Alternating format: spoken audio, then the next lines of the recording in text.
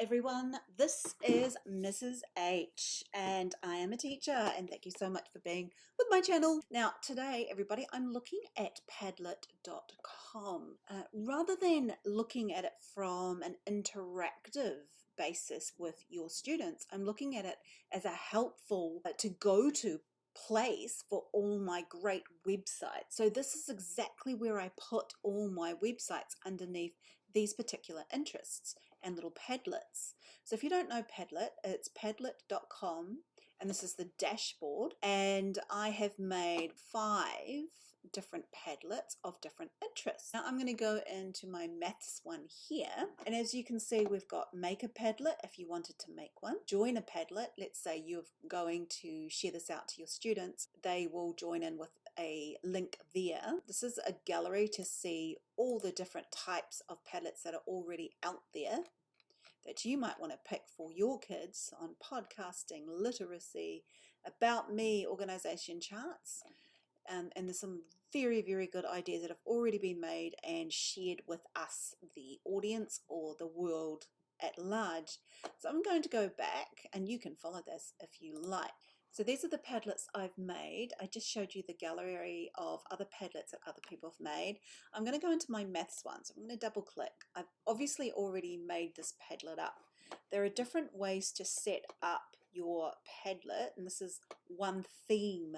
I quite like it because I can actually put titles of different math strands, a number that I'm going to be covering for the year, just with all these different websites that I found online.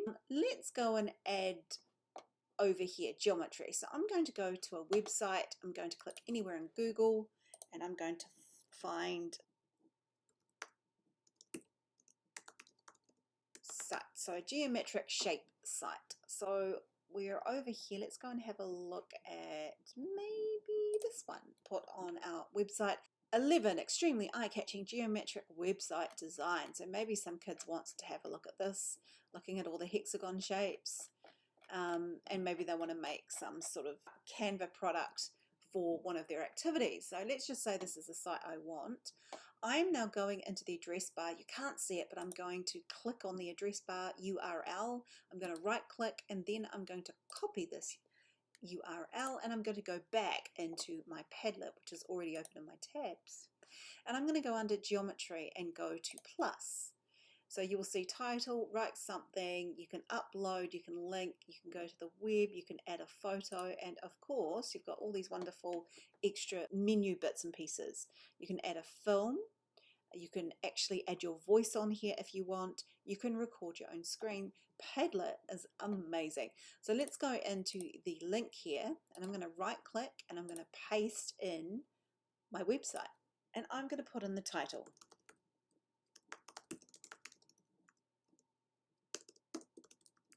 These are geometric shape ideas for kids who might be interested in making their own slideshow or title, something like that. Up, even the front screen actually pops up, which is nice, bright and colorful. If I wanted to get rid of it, I just put it in the trash here, and it will go. And of course, if I wanted to add, I can keep going down the list if I wanted to. Like over here, we've got general maths. I've got a number of activities. Now what I also like about it is that this is a PDF. I can upload the whole PDF, and this is it's a huge book basically, to this Padlet site, or you can link the link to your Google Drive or something like that. These are very, very flexible.